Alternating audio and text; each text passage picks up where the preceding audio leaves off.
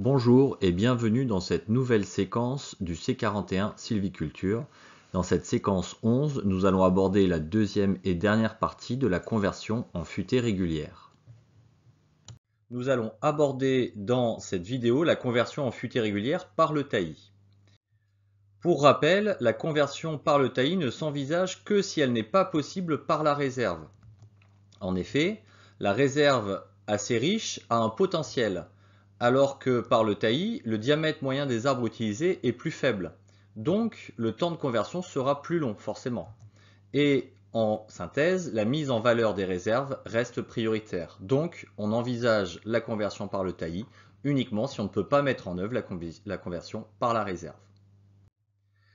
La priorité est le baliveau de franc-pied et éventuellement, à défaut, les beaux brins sur souche. Donc pour rappel, le baliveau, c'est un franc-pied qui a l'âge du taillis. Il est né d'une graine et il a poussé en même temps que le taillis.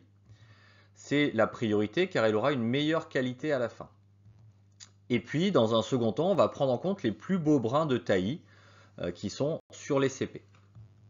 On va donc avoir avec ces brins-là la mise en place d'une futaie sur souche. L'ensemble de ces brins et de ces baliveaux forment les tiges objectives que l'on va utiliser pour la conversion par le taillis.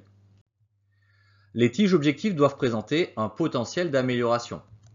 Évidemment, il faut que ce soit des essences nobles, valorisables, en densité suffisante, bien réparties sur la parcelle. On parle de 60 à 80 tiges hectares en moyenne, même si on considère qu'il en faut un peu plus pour les essences qui ne sont pas du chêne. Et il faut qu'elles aient une réaction possible à l'amélioration. Ces tiges doivent être en effet suffisamment vigoureuses pour bien réagir. Donc il faut un peuplement pas trop âgé au niveau du taillis et un bon état sanitaire. Des cloisonnements d'exploitation sont nécessaires. Ils sont nécessaires pour mobiliser des produits qui seront à faible valeur, on aura du bois énergie. Il faut donc une densité suffisante de cloisonnement. S'ils sont déjà présents, tant mieux, sinon il faudra les ouvrir. Parlons de la gestion des réserves résiduelles. Il faut commencer par déterminer la durée de conversion. Pour cela, on va comparer la différence entre l'âge du peuplement, par exemple des chênes de 30 ans, et l'âge d'exploitabilité de l'essence. Ici, on va imaginer que les chênes soient exploitables à 150 ans. Donc cela nous ferait dans cet exemple une durée de conversion de 120 ans environ. On parle bien de l'âge du peuplement taillis. Les réserves présentes au milieu ne seront pas prises en compte pour la détermination de cet âge. Les réserves capables de tenir la durée de conversion seront conservées. On parle bien des réserves à potentiel économique. On va comparer la durée de survie de chaque réserve avec sa durée de conversion. Ici, donc pour chaque essence, si la durée de survie est supérieure à la durée de conversion, c'est bon, et on va faire rentrer cette réserve dans les tiges objectives. Si par contre la durée de survie est inférieure à la durée de conversion, dans ce cas-là, on ne pourra pas conserver la réserve et il faudra l'exploiter au plus tôt. En effet, il faut éviter le survieillissement qui entraîne dépérissement et perte de valeur. Cela entraînera sur une partie de cette conversion des risques de trouée qui ne seront pas du tout intéressants à avoir dans le peuplement. On va donc prévoir une exploitation à la première intervention qui sera mise en œuvre. En parlant de cette première intervention, nous allons voir une première modalité de conversion par le taillis, c'est la conversion par balivage intensif. Donc le principe est d'isoler les tiges objectives. On va marquer en réserve ces fameuses tiges objectives, ici en bleu, et on va exploiter tout le reste. Donc là, on se retrouve avec ce peuplement, avec les tiges objectives isolées. Il n'y a aucun accompagnement restant puisqu'on a tout enlevé. On conserve dans les faits un brin par CP qui vont former la plupart du temps la majorité du peuplement, les baliveaux et les réserves assez jeunes dont on a parlé tout à l'heure. Il va rester à peu près 50 à 150 tiges par hectare, même si une certaine modalité préconise de garder plus de tiges. Avec 300 tiges par hectare, ça peut amener à garder éventuellement 2 brins par CP. Les brins de CP doivent être recrutés à la périphérie de la souche.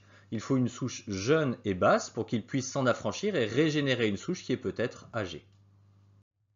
C'est une opération simple et violente. En effet, il va y avoir une crise d'isolement et donc sûrement des dépérissements dans le peuplement pour les arbres les plus fatigués ou les plus frêles suite à cette mise en lumière violente. Il va y avoir également une mise en lumière du tronc, ce qui va entraîner l'apparition de gourmands. Et les risques de chablis-volis vont être importants puisqu'on peut avoir des brins à fort rapport H sur D, des arbres instables du fait de la concurrence très marquée dans le taillis. Il faut donc réserver cette opération de balivage intensif au peuplement stable, jeune et réactif.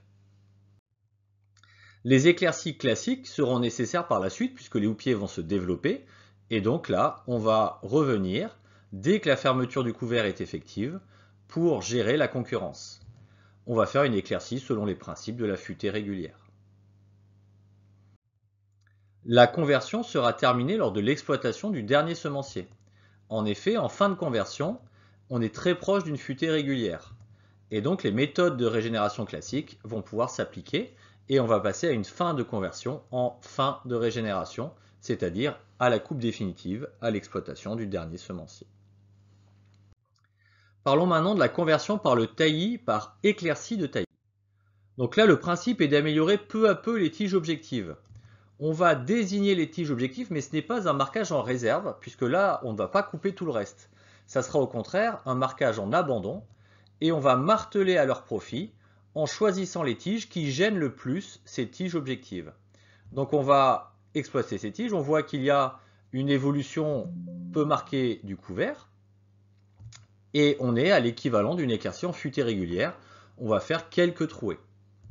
Donc on a une mise en lumière progressive et une conservation d'un accompagnement. Cette modalité peut être appliquée à tout peuplement convertible. En effet, c'est une opération douce qui n'a pas les conséquences d'un balivage intensif. On a en particulier à noter une protection des baliveaux de franc-pied qui sont souvent plus frêles que les gros beaux brins de taillis puisqu'ils poussent un peu moins vite dans leur jeune âge. Les éclaircies de taillis seront menées régulièrement par la suite. On va travailler au profit des tiges objectives et éventuellement des autres si on a une faible densité de tiges désignées. La conversion sera terminée lors de l'exploitation du dernier semencier, encore une fois. En fin de conversion, on est toujours très proche d'une futée régulière et les méthodes de régénération classiques s'appliquent toujours. Donc on aura une fin de conversion en fin de régénération. Voilà pour cette vidéo qui conclut la conversion en futée régulière. Nous avons donc vu les grands principes de la conversion en futée régulière, son application sur la conversion par la réserve, et quand on ne peut pas convertir par la réserve puisqu'elle n'est pas intéressante, la conversion par le taillis avec les deux modalités, plus ou moins simples et plus ou moins douces ou violentes.